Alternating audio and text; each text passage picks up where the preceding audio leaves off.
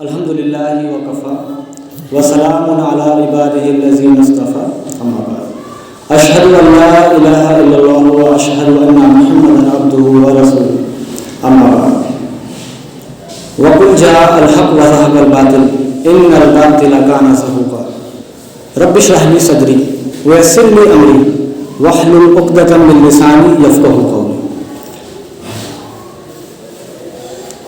मेरे दोस्तों, बुज़ुर्गों और मेरे अजीज़ साथियों, जैसा कि इमाम साहब ने बताया, आज का हमारा टॉपिक है इस्लामोफोबिया, रीज़न एंड सॉल्यूशन।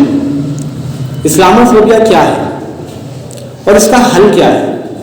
हमारे जैसा आम मुसलमान जो एक मिडिल क्लास मुसलमान है, वो आज के दौर में लेस रिसोर्सेज के साथ, कम से कम रिसोर्सेज के साथ इस्लामोफोबिया से लड़ने के लिए क्या कर सकता है। सबसे पहले हम जानेंगे कि फोबिया क्या होता है। ये जो इस्लामोफोबिया है, यहाँ पर दो लफ्ज़ हैं, इस्लाम और फोबिया। तो फोबिया एक ऐसे डर को कहा जाता है जिसका कोई बुनियाद ना हो।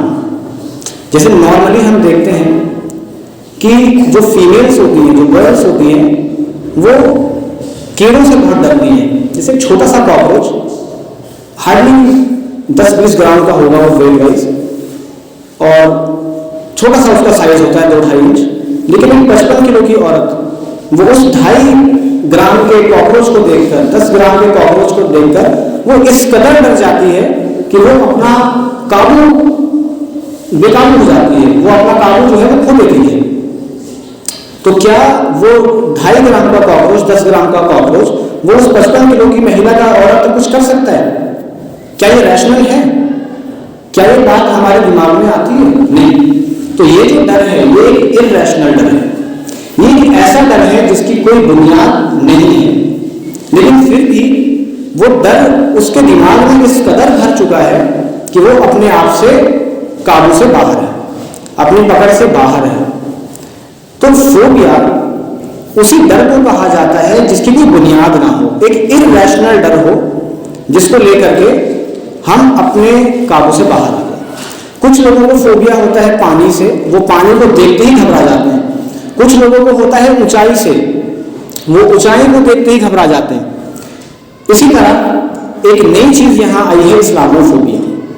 सबसे पहली बार इस्लामोफोबिया लगभग आया था 1960 के जमाने में, और उस टाइम पर दुनिया के शायद 1% भी लोग इस्लामोफोबिया के बारे में नहीं जानते थे, ना ही उन्होंने लफ्ज़ सुना था, और ना ही ये जो फेनोमेना है इसके बारे में किसी को पता था।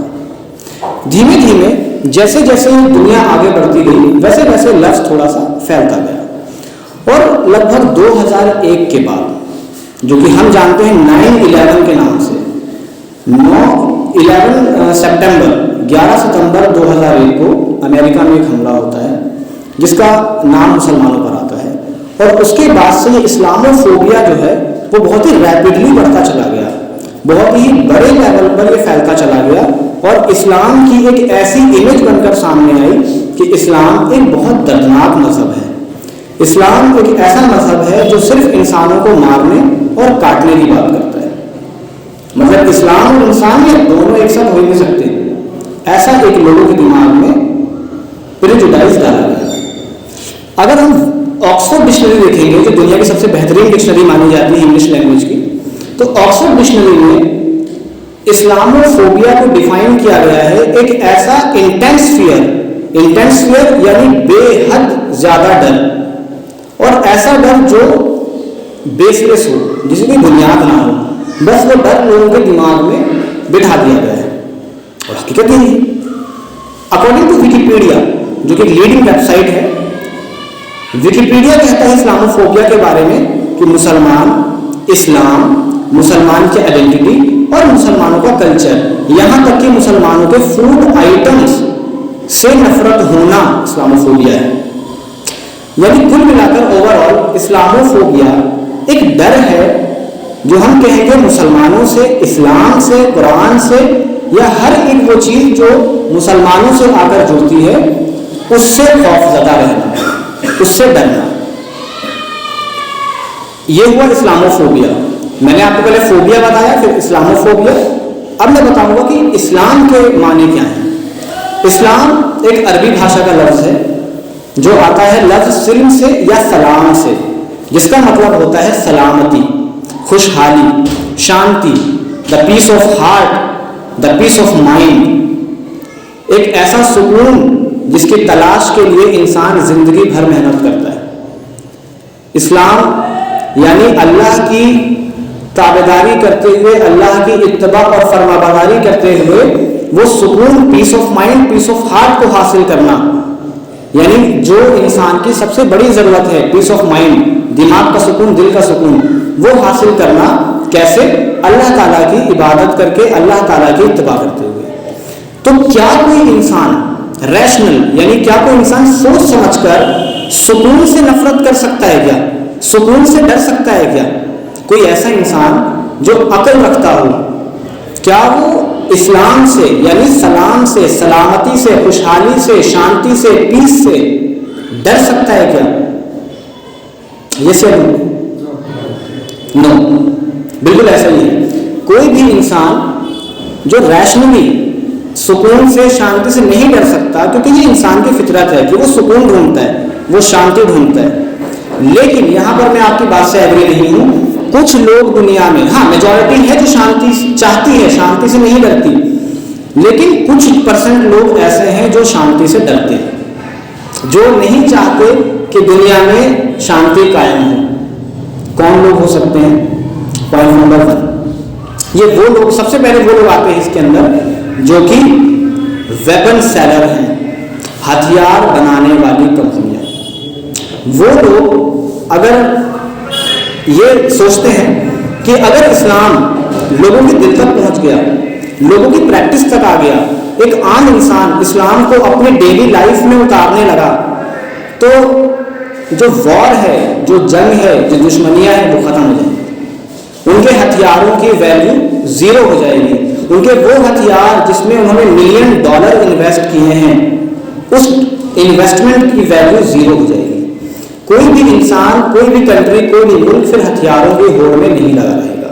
तो सबसे पहले ये आर्म सेलर्स, वेपन सेलर्स जो कंपनियां हैं या जो देश हैं जो हथियार बनाते हैं, वो लोग इस चीज से सबसे ज्यादा डरते हैं कि अगर इस्लाम लोगों के दिल तक पहुंच गया तो उनकी जो दुकान है वो बंद हो जाएगी।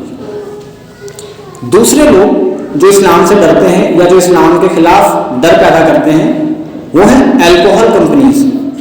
क्योंकि अल्कोहल एक ऐसी चीज है कि आपने देखा होगा, लॉकडाउन में भी लोग खाने को तरस रहे हैं, पीने को तरस रहे हैं, लोगों के पास डेली के लिए खाने पीने की चीजें नहीं है, लेकिन जैसे शराब की दुकानें खुलती हैं, बेतहाशा कतारें उसमें लगी हुई हैं। यानी एक ऐसी चीज है इंसानों के दिमाग में कि वो शराब जो आदी बन गया एक बार शराब का, उसे शराब चाहिए, उसे 2 वक्त की रोटी नहीं चाहिए, बट उसे शराब चाहिए। तो ये एक ऐसी चीज है कि इंसान इरैशनली उस चीज के पीछे पड़ा हुआ है। तो जो ब्रांड्स, जो कंपनीज, जो मुल्क अल्कोहल को सपोर्ट करते हैं, वो कभी नहीं चाहेंगे कि इस्लाम प्रिवेल हो, इस्लाम की अच्छी इमेज लोगों के सामने आए। क्योंकि अगर ऐसा हो गया तो इस्लाम शराब को लेकर बहुत क्लियर कट है, क्लियर, बिल्कुल हराम है, कोई गुंजाइश नहीं है। कई हदीसें मौजूद हैं, कुरान की आयतें मौजूद हैं जो शराब को क्लियर हराम कहती हैं। और जितने भी मुसलमानों के ग्रुप्स हैं, जितनी भी जमातें हैं, किसी के भी दरमियान ये जरा सा भी जरा बराबर इख्तलाफ नहीं है कि शराब हलाल है या हराम है। Everyone is clear about alcohol, totally हराम। तो ये वो चीज़ें हैं जो लोग इस्लाम के खिलाफ इस्तेमाल कर रहे हैं ताकि ये चीज़ें प्रैक्टिस में ना आए और इस्लाम को लोगों के दिलों से, लोगों के जहन से इतनी दूर कर दिया जाए कि वो कभी सोच भी ना सकें इस्लाम के करीब आने के लिए। तीसरी एक अहम वजह जो इस्लामोफोबिया के लिए है वो है ब्यूटी इंडस्ट्री। जब मैं लेक्चर की प्रिपरेशन कर रहा था तो मैंने ब्यूटी इंडस्ट्री में कई इंडस्ट्री मैंने चेक करी जो एंटी इस्लामिक हैं, जो इस्लाम के खिलाफ है, जो शराब है या आर्म्स हैं, हथियार हैं। तो उसमें सबसे जो इनको हटाने के बाद सबसे ज़्यादा जो मैंने देखा जहाँ सबसे ज़्यादा लोग इन्वेस्ट करते हैं वो है ब्यूटी इंडस्ट्री, यानी औरतों का साजो सामान। ये वो इंडस्ट्री है जो $511 बिलियन पर ईयर इन्वेस्ट होता है इसमें। मतलब इकोनॉमी का एक बहुत बड़ा पार्ट इसमें इन्वेस्ट होता है, बहुत बड़ा एक जो अमाउंट है इसमें लगा हुआ है। अब जो लोग क्योंकि इस्लाम बहुत क्लियर है हिजाब को लेकर, वुमेन राइट्स को लेकर। इस्लाम में अलग अलग कैटेगरीज हैं कि औरत कहाँ पर किस तरह रह सकती है, और मोस्टली जो मैंने रिसर्च करी और जो साइकोलॉजिकल पर्सपेक्टिव है कि औरतें जब बाहर निकलती हैं तब वो ज़्यादा खुद को ब्यूटीफाई करती हैं, ज़्यादा मेकअप और ज़्यादा ये चीज़ें इस्तेमाल करती हैं। लेकिन अगर इस्लाम की चीज़ें लोगों की प्रैक्टिस में आ गई, क्योंकि इस्लाम वुमेन्स राइट को लेकर बहुत क्लियर है, और इस्लाम ने उस ज़माने में औरतों को हुकूक दिए जिस ज़माने में लोगों को ये शक था कि ये इंसान भी है या नहीं। जो ग्रीक उस ज़माने में टॉप लेवल पर माना जाता था, और आज भी हमारे टेक्स्ट बुक वगैरह में अरस्तु और सुकरात और ये लोग भरे पड़े हैं, लेकिन ये लोग इतने मतलब कि माइंडेड माने जाते हैं, बट ये लोग भी ये मानते थे कि औरत के अंदर जो है वो रूह होती है या नहीं होती, वो भी डाउटफुल थे। और इस्लाम ये कह रहा है कि औरत के अंदर रूह तो छोड़ो, वो तुम्हारे बराबर है, वो तो उसके हक दिए गए हैं कि आप उसको मार नहीं सकते, आप उसको नाराज नहीं कर सकते। यहाँ तक कि अल्लाह के रसूल ने ये कहा कि जो इंसान अपनी बीवी के लिए बेहतर है वो सबसे बेहतर है। और एक हदीस जो सही अल बुखारी के अंदर आती है किताबुल अदब में, हदीस नंबर 2, किताबुल अदब किताब नंबर 70 हदीस नंबर 2, कि माँ का दर्जा 3 गुना बाप से ज्यादा है। तो इस्लाम वुमेन्स राइट में बहुत क्लियर है। अब यहाँ पर इस्लाम पब्लिक प्लेस पर ये कहता है कि आप हिजाब पहने, खुद को फुली कवर करें कि कोई मर्द आपको ना देखे, सिर्फ फेस और हाथ हम खोल सकते हैं। तो अगर ये इस्लाम की प्रैक्टिस आम लोगों के दरमियान आ गई तो ये जो ब्यूटी इंडस्ट्री है, $511 बिलियन की जो इंडस्ट्री है, ये मैं समझता हूं कि ये 100 बिलियन भी नहीं बचेगी। तो ये एक अहम वजह है कि इस्लाम को इस तरह से प्रोजेक्ट किया जाता है, इस तरह से दिखाया जाता है कि ये औरतों पे जुल्म करता है। ये एक ऐसा मजहब है जो औरतों पर जुल्म करता है, ज्यादती करता है, ताकि औरतें इस्लाम के करीब ही ना आए। ये हुई 3 ऐसी वजह जो इकोनॉमिकल लेवल पर है। चौथी एक अहम वजह जो इस्लामोफोबिया फैलने की है वो ये है कि जो एंटी मुस्लिम ताकतें हैं या जो लोग इस्लाम से नफरत करते हैं, वही इन्हीं 3 कैटेगरी में आएंगे, जो हथियार बनाने वाले हैं, जो शराब बेचने वाले हैं, जो ब्यूटी इंडस्ट्री बनाने वाले हैं। तो ऐसे पूरे मुल्क हैं जो इन चीज़ों को सपोर्ट करते हैं। तो ये लोग कभी नहीं चाहेंगे कि इस्लाम की जो है वो तबलीग हो। तो ये लोग क्या करते हैं, मुस्लिम कंट्री के अंदर अशांति पैदा करते हैं, मुस्लिम कंट्री के अंदर ऐसी लड़ाइयाँ कराते हैं जिससे कि वो ये कह सकें कि देखो इस्लाम अगर शांति का मजहब है तो ये लड़ क्यों रहे हैं आपस में, ये मुसलमान आपस में मारकाट क्यों कर रहे हैं। और अगर हम आप देखें अफगानिस्तान, सीरिया, यमन, इराक, सभी वॉर जोन में है, सभी आपस में कोई गृह युद्ध में है, कोई पड़ोसी देश से लड़ रहा है, कोई अमेरिका किसी से लड़ रहा है।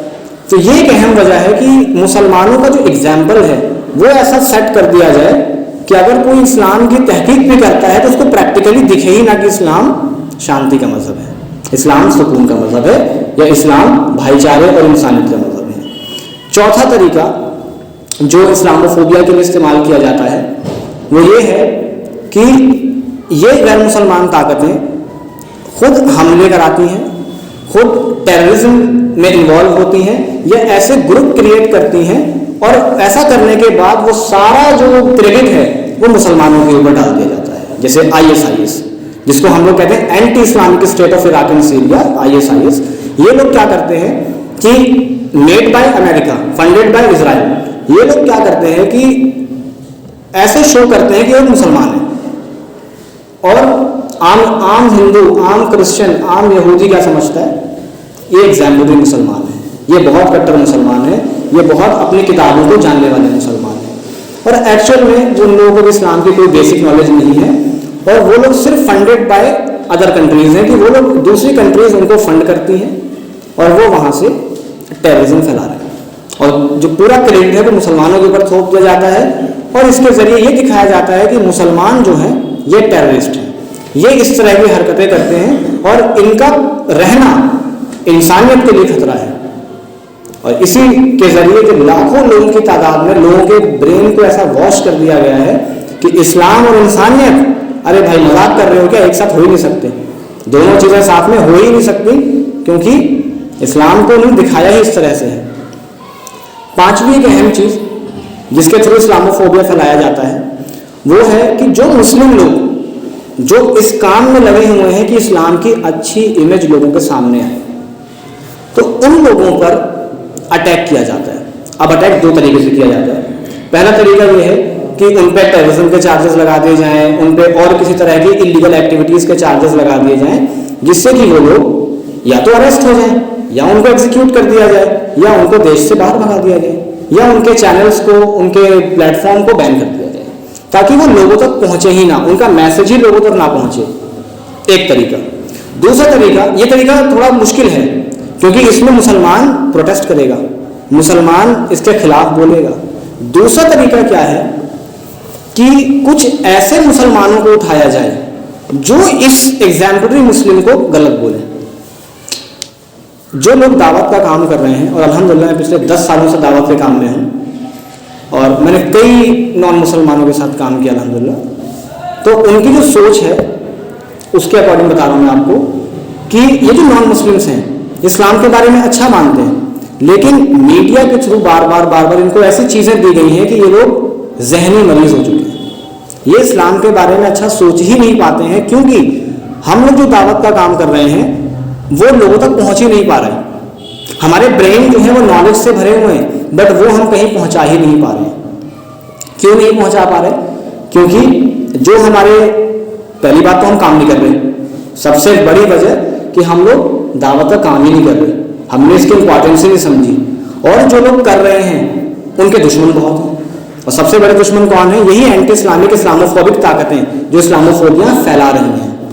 इसके बाद दूसरा तरीका ये है इनको रोकने का, मुस्लिम दाइयों को, मुस्लिम स्कॉलर्स को रोकने का, जो ये मिशन जिन्होंने शुरू कर रखा है कि इस्लाम की अच्छी इमेज लोगों तक पहुंचाई जाए, तो इनके खिलाफ क्या किया जाता है? मुसलमानों में से ही कुछ लोग खड़े करे जाते हैं जो ये कहते हैं कि ये मुसलमान है, ये अच्छा नहीं है, ये बहुत अतिवादी है, बहुत एक्सट्रीमिस्ट है, बहुत फंडामेंटलिस्ट है, तो इसको मत सुनो, ये खराब है। हम आपको इस्लाम की अच्छी इमेज पेश करेंगे।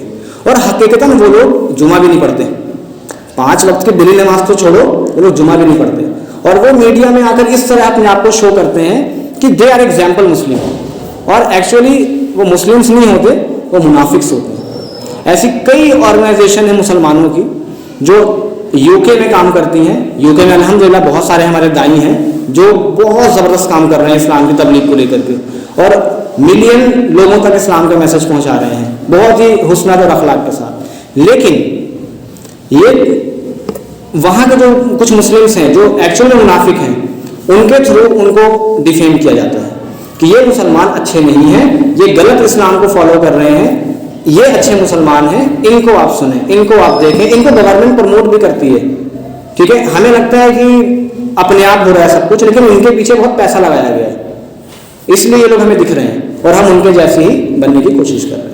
ऐसी कई ऑर्गेनाइजेशंस, क्योंकि मैं इंडिया में अल्हम्दुलिल्लाह 10 सालों से दावती काम में हूँ, इंडिया के अंदर भी ऐसे कई मुनाफिक ऑर्गेनाइजेशंस हैं जो इस्लाम के बारे में अच्छी बातें बताएंगी। वो ये नहीं कहती कि भी कुरान गलत है, हदीस गलत है, वो 10 बातें इस्लाम के बारे में अच्छी बताएंगे, लेकिन साथ साथ वो ऐसी बातें भी बताएंगे जो इस्लाम में होंगी नहीं। फॉर एग्जाम्पल, वो ये कहेंगे कि सब भाई भाई हैं, सब भाई भाई हैं, तो हम तुम्हारे इबादत गाह में आकर के तुम्हारी इबादत कर लेते हैं, आप हमारी इबादत गाहों में आओ और अपनी इबादत करो यहाँ पर। मतलब आप मस्जिद में आओ और जो आपको बुत परस्ती करनी है, आपको शिर्क करना है, आपको जो करना है यहाँ पर, तो जाहिर सी बात है कि एक आम मुसलमान इसको मना करेगा। और जो दाई या जो स्कॉलर्स इसका काम कर रहे हैं, दावत तबलीग का काम कर रहे हैं, वो ये कहेंगे कि ये गलत बोल रहे हैं, ये गलत बात कह रहे हैं, इस्लाम में तो ये है ही नहीं। तो वो मीडिया उठाएगा, इनको गलत बताएगा और इनको सही बताएगा, और इस तरह से हमारे ब्रेन को ऐसा प्रोग्राम किया जाएगा कि हम असली इस्लाम बताने वाले उलमा और दाई इनसे दूर हो जाएंगे।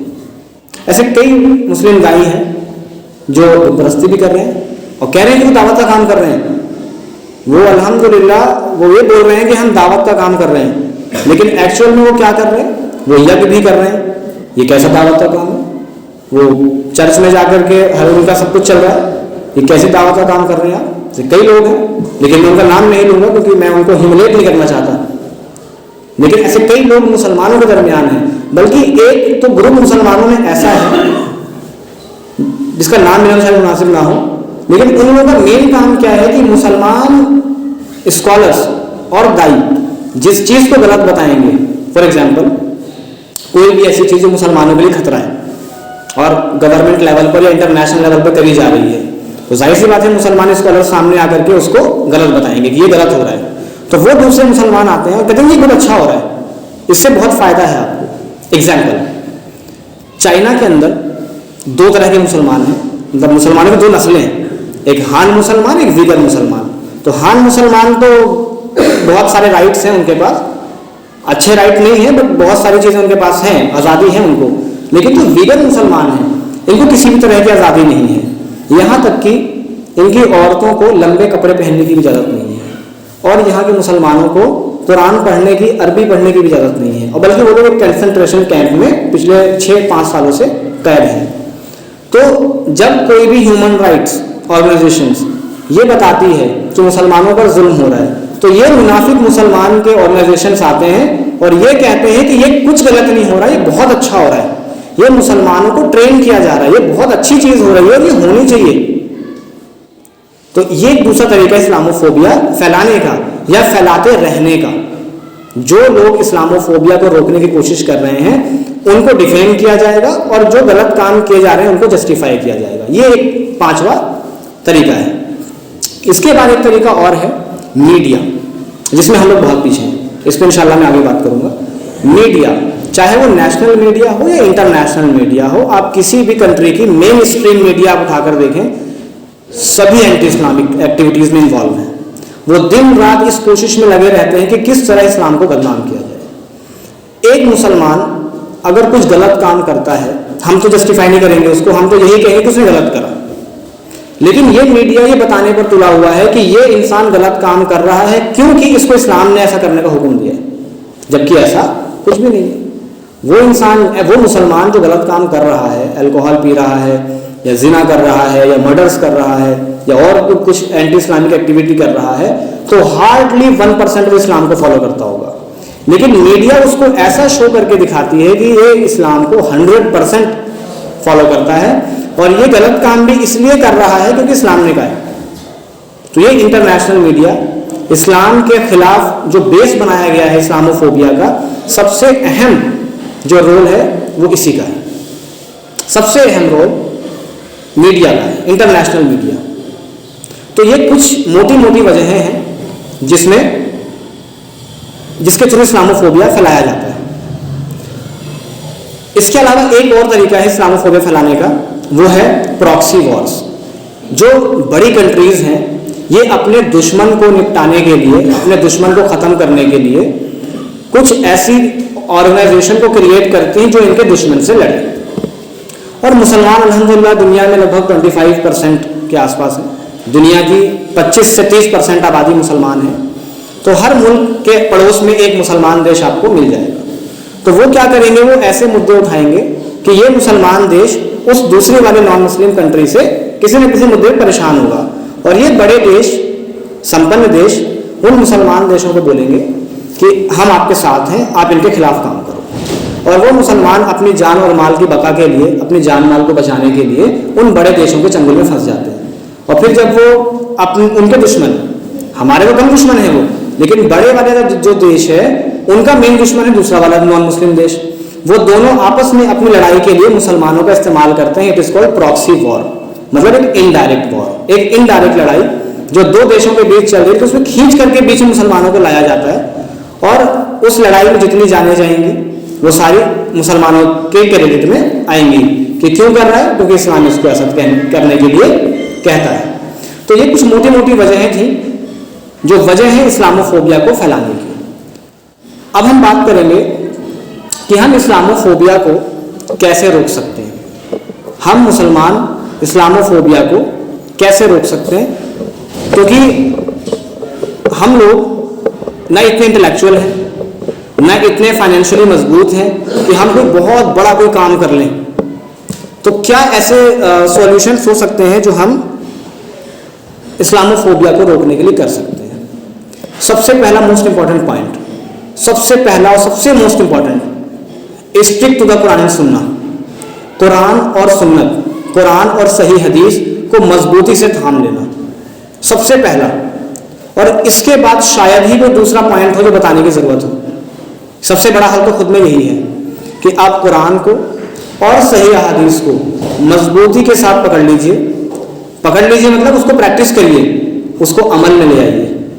जब आप ऐसा करना शुरू कर देंगे तो इस्लामोफोबिया धीमे धीमे खुद ही खत्म होने लगेगा। सबसे इंपॉर्टेंट पॉइंट, कुरान और सुन्नत के करीब आ जाइए। जो भी आपके अंदर कमियां हैं उनको दूर करिए, अल्लाह के उनको छोड़ दीजिए और एक होकर कुरान और सुन्नत के करीब आ जाइए। Point number 1। पॉइंट नंबर 2, जितने इस्लाम के 5 पिलर हैं, इस्लाम के 5 अरकान हैं जो इस्लाम के बेसिक्स हैं। नंबर 1 शहादत, यानी इस्लाम अल्लाह ताला की वहदानियत को कबूल करना, पॉइंट नंबर 1। दूसरा नमाज, तीसरा रोज़ा, चौथा हज और पांचवा ज़कात। ये इस्लाम के 5 पिलर्स हैं। इन 5 पिलर्स में से जो 3 पिलर्स हैं, 3 अरकान हैं, वो आम तौर पे हर मुसलमान कर सकता है। नमाज पढ़ना, अल्लाह ताला को एक मानना और नबी सल्लल्लाहु अलैहि वसल्लम को आखिरी पैगंबर मानना, ये हर कोई कर सकता है। इसमें कोई ना पैसा लगना है, ना कोई हेल्थ लगनी है, ना कोई आपको भागदौड़ करनी है इसके लिए। ये तो आपका एक मेंटल प्रोसेस है जो आप कर सकते हैं। तो पहला तो ये आप फॉलो कर सकते हैं। दूसरा नमाज, तीसरा रोज़ा, वो भी सिर्फ रमज़ान में जो फ़र्ज है। इसके अलावा हज और ज़कात, उसके लिए कुछ कंडीशंस हैं। ज़कात के लिए आपके पास पैसा होना चाहिए और क्राइटेरिया है इतना इतना पैसा होना चाहिए। और हज के लिए भी हेल्थ और वेल्थ 2 क्राइटेरिया हैं। तो आप इन 5 में से जितने को भी फॉलो कर सकने के लायक हैं उनको फॉलो करिए। सबसे पहले कुरान और सुन्नत को पकड़ लीजिए। दूसरा 5 जो पिलर्स हैं इस्लाम के, उनको मजबूती के साथ पकड़ लीजिए। तीसरा सॉल्यूशन है कबीरा गुनाह से बचिए। तीसरा सॉल्यूशन है कबीरा गुनाह से बचिए। कबीरा गुनाह क्या है? हमारे एक इमाम हैं जो कि लगभग 1200 ईस्वी के आसपास में रहे हैं, इमाम ज़हबी। इमाम ज़हबी रहमतुल्लाह अलैह ने एक किताब लिखी है अल कबायर, और उन्होंने उसमें कुरान और मुख्तलिफ अहादीसों के ज़रिए से 70 गुनाहों की लिस्ट बनाई है। ये वो 70 गुनाह हैं जो इस्लाम